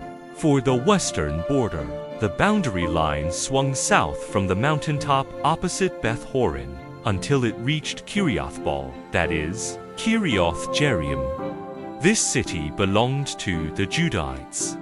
This was the western boundary. The southern boundary began at the limits of Kirioth Jearim and projected to the spring at Nephtoah. It went down to the edge of the mountain on the north of the valley of Rephaim, where it faces the valley of Ben Hinnom, and continuing down the valley of Hinnom, along the southern flank of the Jebusites, reached En-Rogel. Inclining to the north, it extended to En-Shemesh, and thence to Galilith, opposite the pass of Adamium. Then it dropped to Eben Bohan Ben Reuben. Across the northern flank of the Arabah overlook, down into the Arabah. From there, the boundary continued across the northern flank of Beth Hogla and extended northward to the tongue of the Salt Sea, toward the southern end of the Jordan. This was the southern boundary. The Jordan bounded it on the east. This was how the heritage of the Benjaminites by their clans was bounded on all sides. Now the cities belonging to the tribe of the Benjaminites by their clans were Jericho, Beth Hogla, Emek Keziz, Beth Arabah, Zemaraim, Bethel, Aphim, Parah, Oprah, Cheper, Ammoni, Ophni, and Geba. 12 cities and their villages. Also Gibeon, Ramah, Beeroth, Mizpeh, Shevirah, Mosa, Rekom, Irpil Tarala, Zela Helif, the Jebusite city, that is, Jerusalem, Jibba, and Kiriath. 14 cities and their villages. This was the heritage of the clans of Benjaminites. Joshua 19, verse 1 to 51.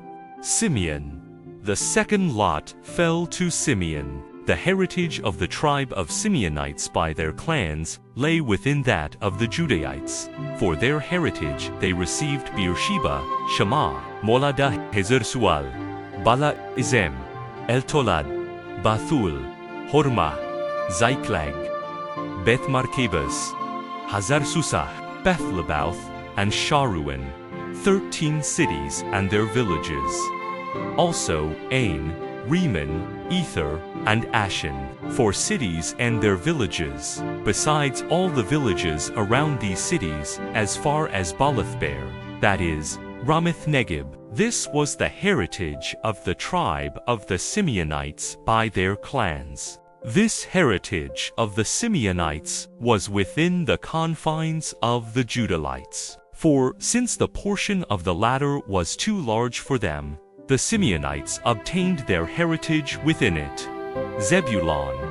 The third lot fell to the Zebulunites by their clans. The boundary of their heritage was at Sarid. Their boundary went up west and through Mariel, reaching Dabishwith and the wadi that is near Juknim. From Sarid eastward, it ran to the district of Chisleth Tabor, on to Dabarath and up to Japhia. From there, it continued eastward to Gath-Hepher and to Ethkazen, extended to Reman, and turned to Ni, skirting north of Hanathan. The boundary ended at the valley of Iftahil. Thus, with Katath, Nahalo, Shimron, Idalah, and Bethlehem, there were 12 cities and their villages. This was the heritage of the Zebulunites by their clans, these cities and their villages. Issachar. The fourth lot fell to Issachar. The territory of the Issacharites by their clans included Jezreel, Chesalith, Shunem, Hapharaim, Shen, Unaharith, Rabbith, Kishan, Ebes, Remeth, Inganim, Enhedah, and Beth-Patzes. The boundary reached Tabor, Shahazuma, and Beth-Shemesh, ending at the Jordan. 16 cities and their villages. This was the heritage of the Issacharites by their clans, these cities and their villages. Asher. The fifth lot fell to the Asherites by their clans. Their territory included Helkath, Halib-Beton, Aksheph, Alamelech, Amad, and Mishal, and reached Carmel on the west, and She-Horlidnath. In the other direction, it ran eastward of Beth-Dagon, reached Zebulon and the valley of Iftahel, then north of Beth-Emek and Nile. It extended northward to Kabul, Ebron, Rehob, Hammon, and Kana, near Greater Sidon. Then the boundary turned back to Ramah and to the fortress city of Tyre. Thence it cut back to Hosa and ended at the sea. Thus, with Maholab, Oxib, Amma, Akko, Aphik, and Rehob, there were 22 cities and their villages. Naphtali. The sixth lot fell to the Naphtalites. Their boundary extended from Heleph, from the oak at Zananim, including Adami Nekab and Jabneel, to Lakom, and ended at the Jordan. In the opposite direction, westerly, it ran through Aznoth-Tabor, and from there extended to Hukok. It reached Zebulun on the south, Asher on the west, and the Jordan on the east. The fortified cities were Ziddim, Zur, Hamath, Rekath, Chinnereth, Adamah, Ramah, Hazor, Kadesh, Edrei, Enasor, Yerin, Migdalel Horim, Bethanoth, and Beth Shemesh, 19 cities and their villages. This was the heritage of the tribe of the Naphtalites by their clans, these cities and their villages. Dan, the seventh lot, fell to the tribe of Danites by their clans. Their heritage was the territory of Zorah, Eshtal, Arshamesh, Shalabin, Aijalon, Itilah, Elon, Timnah, Ekron, Elteka, Gibbethon, Baalath, Jehud, Bena, Barak, Gathrimmon, Mejarkan, and Rakkon, with the coast at Joppa. But the territory of the Danites was too small for them. So the Danites marched up and attacked Lashim, which they captured and put to the sword. Once they had taken possession of Lashem, they dwelt there, and named it after their ancestor, Dan. This was the heritage of the tribe of the Danites by their clans, these cities and their villages. Joshua's city. When the last of them had received the portions of the land they were to inherit, the Israelites assigned a heritage in their midst to Joshua, son of Nun. According to the command of the Lord, they gave him the city he requested, Timnah-Serah, in the mountain region of Ephraim. He rebuilt the city and made it his home. These are the heritages which Eleazar the priest, Joshua, son of Nun, and the heads of families in the tribes of the Israelites, apportioned by lot in the presence of the Lord, at the door of the tent of meeting in Shiloh. Thus they finished dividing the land. Joshua 20, verse 1 to 9. Cities of refuge. The Lord said to Joshua, "Tell the Israelites, designate for yourselves the cities of refuge, of which I spoke to you through Moses, to which anyone guilty of inadvertent and unintentional homicide may flee for asylum from the avenger of blood. To one of these cities the killer shall flee, and standing at the entrance of the city gate, shall plead his case in the hearing of the elders of the city, who must receive him and assign him a place in which to live among them. Though the avenger of blood pursues him, they shall not deliver up to him the one who killed a neighbor unintentionally, when there had been no hatred previously. Once he has stood judgment before the community, he shall live on in that city until the death of the high priest who is in office at the time. Then the killer may return home to the city from where he originally fled." List of cities. So they set apart Kadesh in Galilee in the mountain region of Naphtali, Shechem in the mountain region of Ephraim, and Kiriath-Arba, that is, Hebron, in the mountain region of Judah. And beyond the Jordan east of Jericho, they designated Bezer, in the wilderness on the tableland, in the tribe of Reuben, Ramoth in Gilead, in the tribe of Gad, and Golan in Bashan, in the tribe of Manasseh. These are the designated cities to which any Israelite or alien residing among them who had killed a person unintentionally might flee to escape death at the hand of the avenger of blood, until the killer could appear before the community. Joshua 21, verse 1 to 45. Levitical cities. The heads of the Levite families approached Eleazar, the priest, Joshua, son of Nun, and the heads of families of the other tribes of the Israelites at Shiloh in the land of Canaan, and said to them, "The Lord commanded, through Moses, that cities be given us to dwell in, with pasture lands for our livestock, out of their own heritage, according to the command of the Lord." The Israelites gave the Levites the following cities with their pasture lands. When the first lot among the Levites fell to the clans of the Kohathites, the descendants of Aaron the priest obtained by lot from the tribes of Judah, Simeon, and Benjamin 13 cities. From the clans of the tribe of Ephraim, from the tribe of Dan, and from the half-tribe of Manasseh, the rest of the Kohathites obtained by lot 10 cities. From the clans of the tribe of Issachar, from the tribe of Asher, from the tribe of Naphtali, and from the half-tribe of Manasseh, the Gershonites obtained by lot 13 cities. From the tribes of Reuben, Gad, and Zebulun, the clans of the Merarites obtained 12 cities. These cities with their pasture lands the Israelites gave by lot to the Levites, as the Lord had commanded through Moses. Cities of the priests. From the tribes of the Judaites and Simeonites, they gave the following cities, and assigned them to the descendants of Aaron in the Kohathite clan of the Levites, since the first lot fell to them. First, Kirioth Arba. Arba was the father of Enoch, that is, Hebron, in the mountain region of Judah, with the adjacent pasture lands. Although the open country and villages belonging to the city had been given to Caleb, son of Jephunneh, as his holding.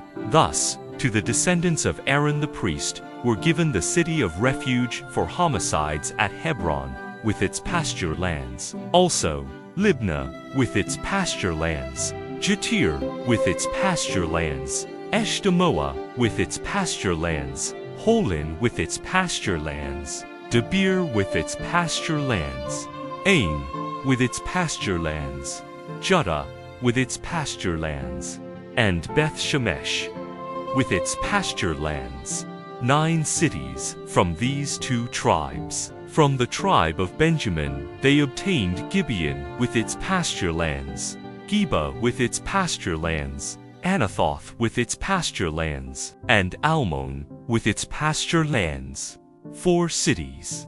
These cities, which with their pasture lands belonged to the priestly descendants of Aaron, were 13 in all. Cities of the other Kohathites. The rest of the Kohathite clans among the Levites obtained by lot from the tribe of Ephraim 4 cities. They were assigned, with its pasture lands, the city of refuge for homicides at Shechem, in the mountain region of Ephraim. Also, Gezer, with its pasture lands, Kibzaim, with its pasture lands, and Beth Horon, with its pasture lands. From the tribe of Dan, they obtained Eltek with its pasture lands, Gibbethon with its pasture lands, Aijalon with its pasture lands, and Gathrimmon with its pasture lands, 4 cities. From the half-tribe of Manasseh, Tanach with its pasture lands, and Gathrimmon with its pasture lands, 2 cities.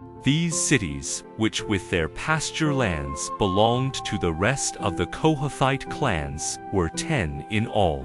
Cities of the Gershonites. The Gershonite clan of the Levites received from the half-tribe of Manasseh the city of refuge for homicides at Golan in Bashan, with its pasture lands, and also Beth Ashtaroth with its pasture lands, 2 cities. From the tribe of Issachar, they obtained Kishon with its pasture lands, Daberath with its pasture lands, Jarmuth with its pasture lands, and Enganim with its pasture lands, 4 cities. From the tribe of Asher, Mishal with its pasture lands, Abdon with its pasture lands, Helkath with its pasture lands, and Rehob with its pasture lands. 4 cities. From the tribe of Naphtali, the city of refuge for homicides at Kedesh in Galilee, with its pasture lands. Also, Hamath, with its pasture lands, and Kartan, with its pasture lands. 3 cities. The cities which belonged to the Gershonite clans, with their pasture lands, were 13 in all. Cities of the Merarites. The Merarite clans, the last of the Levites, received from the tribe of Zebulun, Jokneam, with its pasture lands, Karda with its pasture lands, Dimnah with its pasture lands, and Nahala with its pasture lands. 4 cities.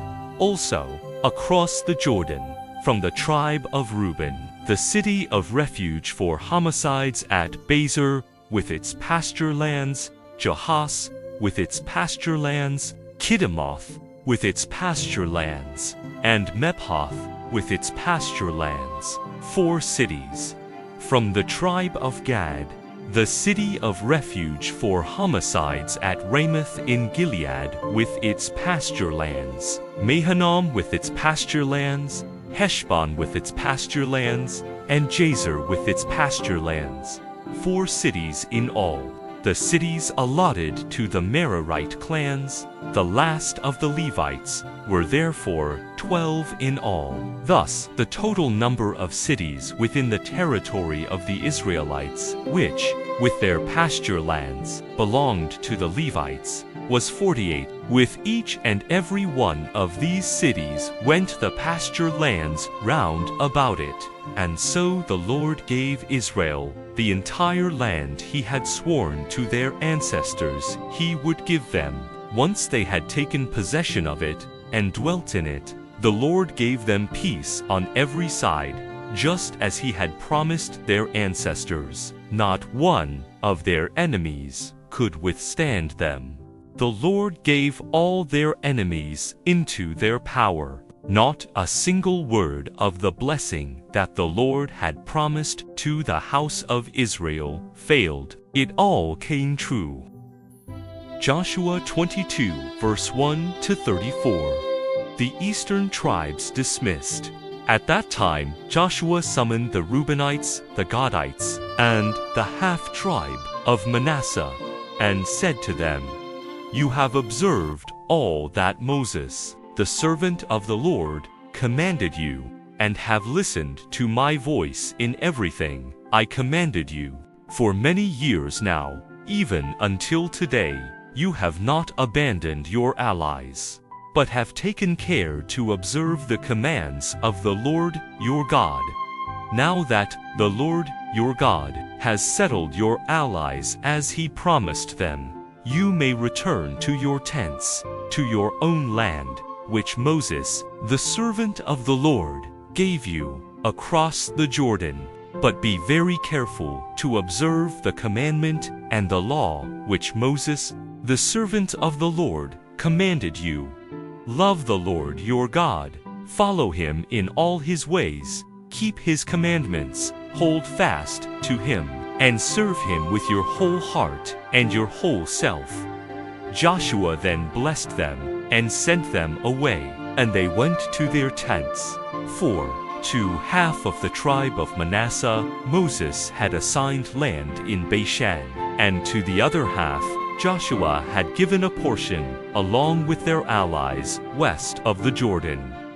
When Joshua sent them away to their tents and blessed them, he said, "Now that you are returning to your own tents with great wealth, with abundant livestock, with silver, gold, bronze, and iron, and with a very large supply of clothing, divide these spoils of your enemies with your allies there."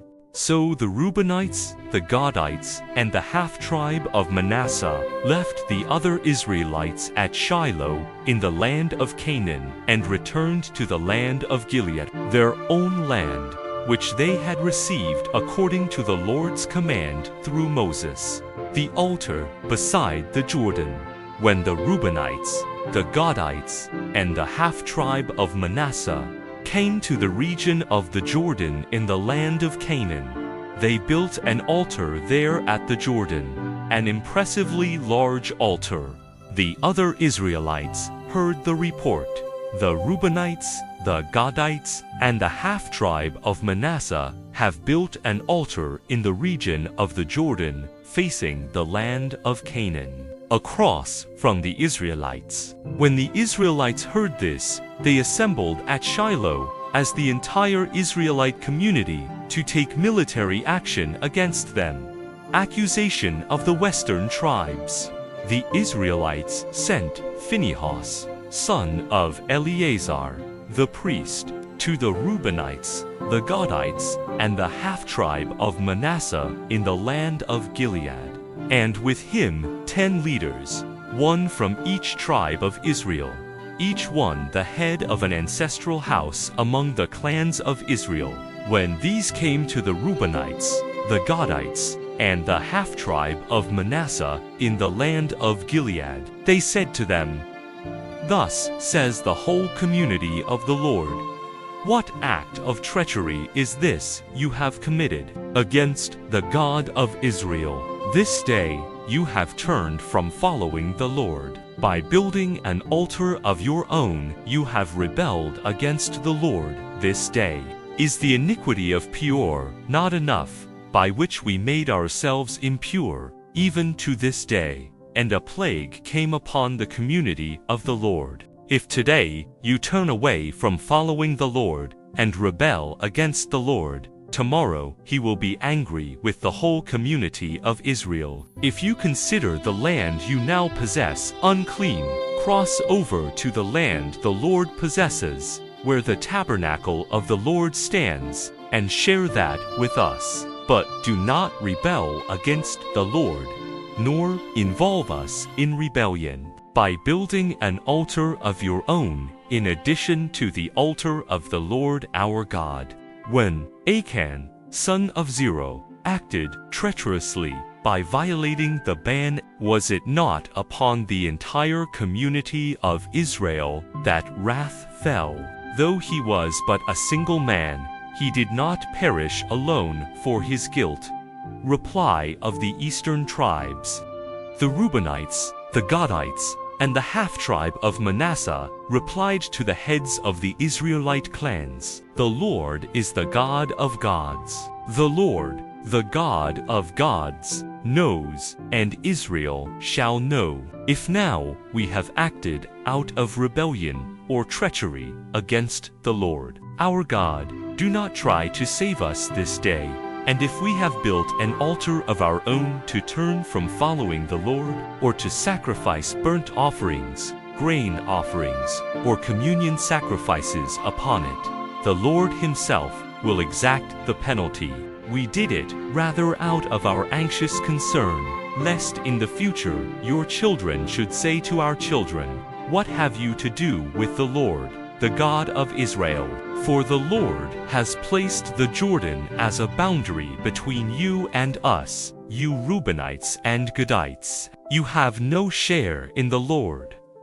Thus, your children would prevent ours from revering the Lord. So we thought, let us act for ourselves by building this altar of our own, not for burnt offerings or sacrifice, but as witness between us and you and our descendants, that we have the right to provide for the service of the Lord in his presence with our burnt offerings, sacrifices, and communion sacrifices. Now, in the future, your children cannot say to our children, 'You have no share in the Lord.'" Our thought was that, if in the future they should speak thus to us, or to our descendants, we could answer, "Look at the copy of the altar of the Lord which our ancestors made, not for burnt offerings or for sacrifices, but to witness between you and us. Far be it from us to rebel against the Lord, or to turn now from following the Lord by building an altar for burnt offering, grain offering, or sacrifice in addition to the altar of the Lord our God. which stands before his tabernacle. When Phinehas, the priest and the leaders of the community, the heads of the Israelite clans, heard what the Reubenites, the Gadites, and the Manassites had to say, they were satisfied. Phinehas, son of Eleazar the priest, said to the Reubenites, the Gadites, and the Manassites, "Today we know that the Lord is in our midst. Since you have not rebelled against the Lord by this act of treachery, you have delivered the Israelites from the hand of the Lord." Phinehas, son of Eleazar the priest, and the leaders returned from the Reubenites and the Gadites in the land of Gilead to the Israelites in the land of Canaan, and reported the matter to them. The report satisfied the Israelites, who blessed God and decided not to take military action against the Reubenites and Gadites, nor to ravage the land where they lived. The Reubenites and the Gadites gave the altar its name as a witness among them that the Lord is God. Joshua 23, verse 1 to 16. Joshua's final plea. Many years later, after the Lord had given the Israelites rest from all their enemies round about them, and when Joshua was old and advanced in years, he summoned all Israel, including their elders, leaders, judges, and officers, and said to them, "I am old and advanced in years. You have seen all that the Lord your God has done for you against all these nations. For it has been the Lord your God who fought for you. See, I have apportioned among your tribes as their heritage the nations that survive, as well as those I destroyed, between the Jordan and the Great Sea in the west. The Lord your God will drive them out and dispossess them at your approach, so that you will take possession of their land, as the Lord your God promised you. Therefore be strong and be careful to observe all that is written in the book of the law of Moses, never turning from it, right or left, or mingling with these nations that survive among you. You must not invoke their gods by name, or swear by them, or serve them, or bow down to them. But you must hold fast to the Lord your God, as you have done up to this day. At your approach, the Lord has dispossessed great and strong nations. Not one has withstood you up to this day. One of you puts to flight 1,000, because it is the Lord your God himself who fights for you, as he promised you. As for you, take great care to love the Lord your God.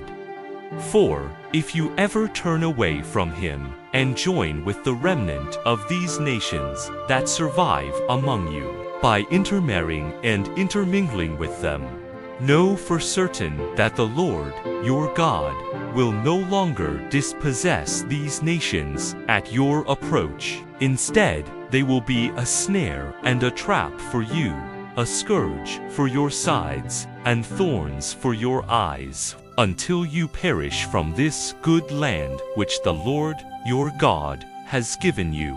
Today, as you see, I am going the way of all the earth. So now acknowledge with your whole heart and soul that not one of all the promises the Lord your God made concerning you has failed.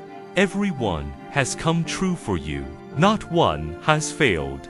But just as every promise the Lord your God made to you has come true for you, so will he bring upon you every threat, even so far as to exterminate you from this good land which the Lord your God has given you, if you transgress the covenant of the Lord your God, which he enjoined on you, to go and serve other gods and bow down to them.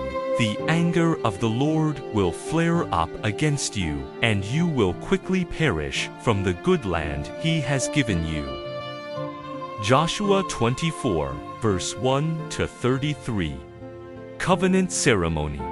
Joshua gathered together all the tribes of Israel at Shechem, summoning the elders, leaders, judges, and officers of Israel. When they stood in ranks before God, Joshua addressed all the people. Thus says the Lord, the God of Israel, in times past, your ancestors, down to Terah, father of Abraham and Nar, lived beyond the river and served other gods. But I brought your father Abraham from the region beyond the river and led him through the entire land of Canaan. I made his descendants numerous and gave him Isaac. To Isaac I gave Jacob and Esau.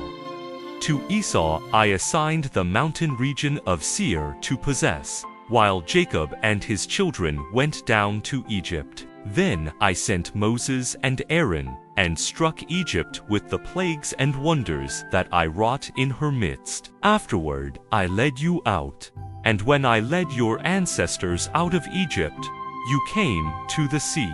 And the Egyptians pursued your ancestors to the Red Sea with chariots and charioteers. When they cried out to the Lord, he put darkness between you and the Egyptians, upon whom he brought the sea, so that it covered them. Your eyes saw what I did to Egypt.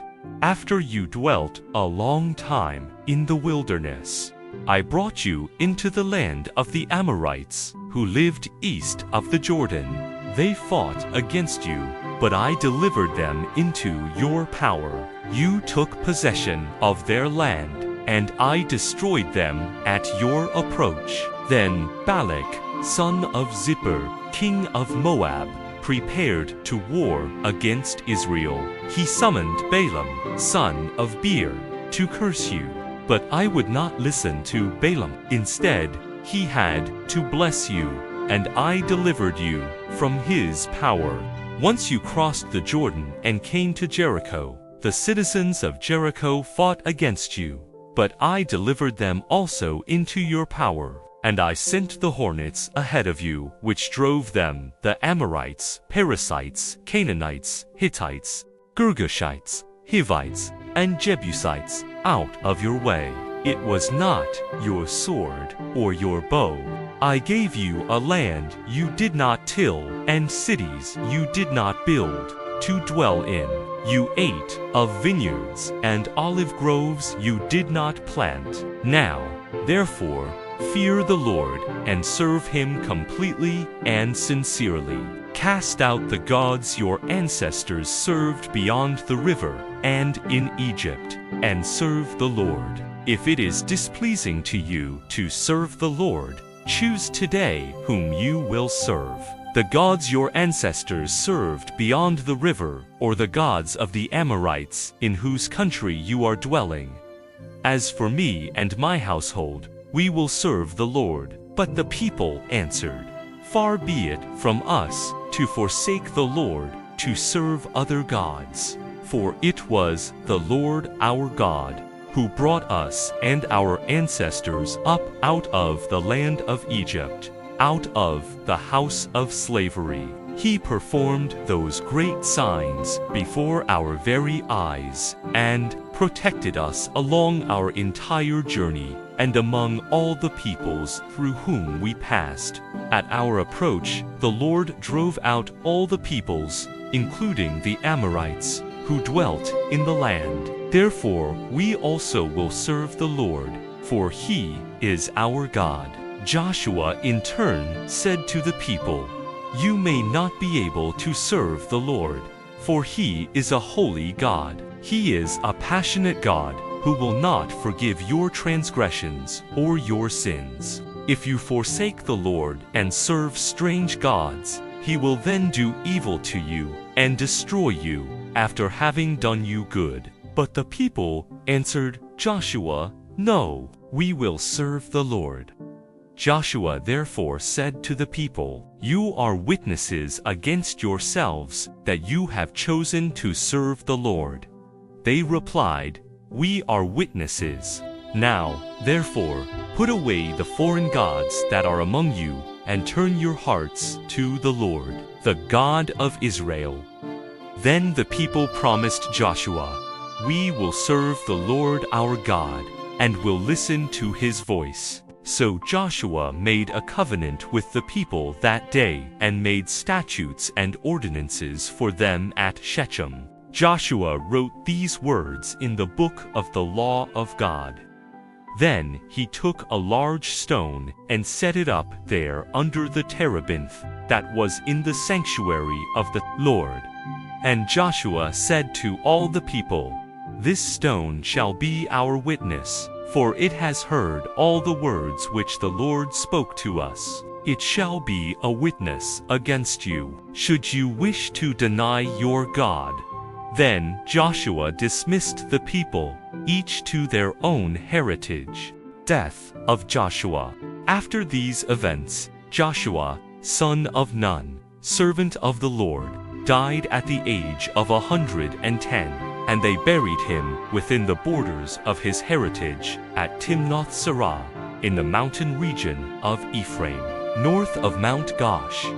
Israel served the Lord during the entire lifetime of Joshua, and of those elders who outlived Joshua and who knew all the work the Lord had done for Israel, the bones of Joseph, which the Israelites had brought up from Egypt, were buried in Shechem, in the plot of ground Jacob had bought from the sons of Hamor, father of Shechem, for 100 pieces of money. This was a heritage of the descendants of Joseph. When Eleazar, son of Aaron, also died, he was buried on the hill which had been given to his son Phinehas, in the mountain region of Ephraim.